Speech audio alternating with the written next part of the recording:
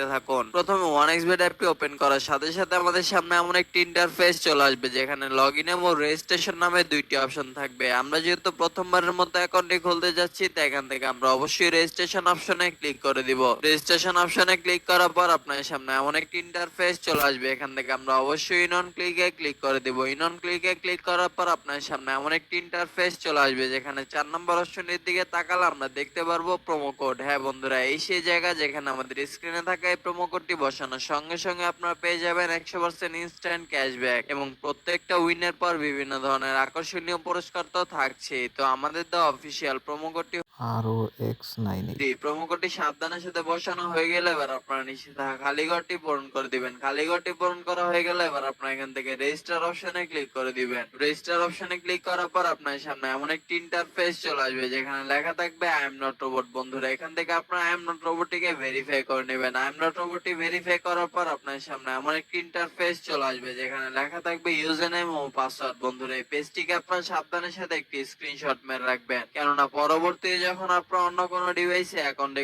Log in করতে যাবেন তখন আপনাদের এই দুইটি বিষয় অবশ্যই দরকার পড়বে। এবার আপনারা এখান থেকে নিচে থাকা নেক্সট বাটনে ক্লিক করে দিবেন। নেক্সট বাটনে ক্লিক করার পর আপনার সামনে এমন একটি ইন্টারফেস চলে আসবে। বন্ধুরা, এখন আমরা দেখবো কিভাবে আমাদের অ্যাকাউন্টটি ভেরিফাই করা যায়। অ্যাকাউন্টটি ভেরিফাই করার জন্য আমরা নিচে থাকা মেন অপশনে ক্লিক করে দিব। মেন অপশনে ক্লিক করার পর আপনার সামনে এমন একটি ইন্টারফেস চলে আসবে। এখান থেকে আমরা উপরে থাকা পার্সোনাল প্রোফাইলে ক্লিক করে দিব। পার্সোনাল প্রোফাইলে ক্লিক করার পর আপনার সামনে এমন একটি ইন্টারফেস চলে আসবে। এখান থেকে আমরা একটু নিচের দিকে তাকালে দেখতে পারবো ইউজার নেম। বন্ধুরা, ইউজার নেমের ঠিক ডান দিকে থাকা অ্যাড অপশনে ক্লিক করে আমরা আমাদের ইউজার নেমটিকে বসিয়ে নিব। এবার ইউজার নেমটি বসানো হয়ে গেলে ঠিক একইভাবে আমরা আমাদের ইমেলটিকে এখানে বসিয়ে নিব। এবার ইমেলটি বসানো হয়ে গেলে ঠিক একইভাবে আমরা আমাদের ফোন নাম্বারটিকে বসিয়ে অ্যাকাউন্টটি ভেরিফাই করে নিব। ফোন নাম্বারটি বসিয়ে অ্যাকাউন্টটি ভেরিফাই করা হয়ে গেলে এখন আমরা দেখবো কিভাবে ভোটার আইডি কার্ডের মাধ্যমে আমাদের অ্যাকাউন্টটিকে ভেরিফাই করা যায়। এই জন্য আমরা উপরে থাকা ইন্টার ডিটেলস এ ক্লিক করে দিব।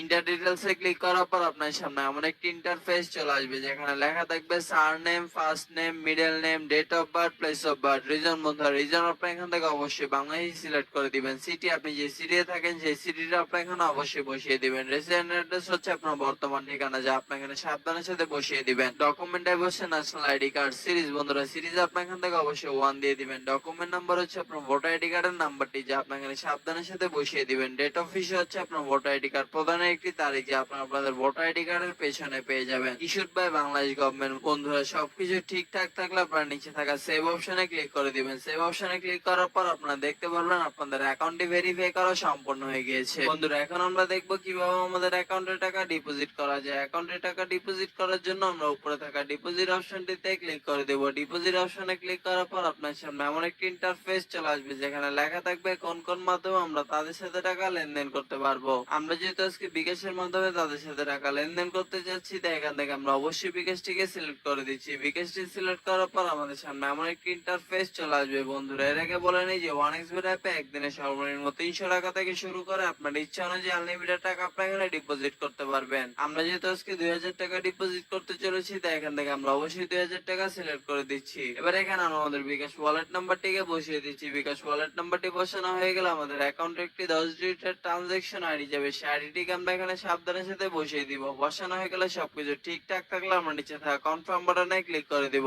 কনফার্ম বাটনে ক্লিক করার সঙ্গে সঙ্গে আমরা দেখতে পারবো আমাদের অ্যাকাউন্টে টাকা ডিপোজিট হয়ে গেছে।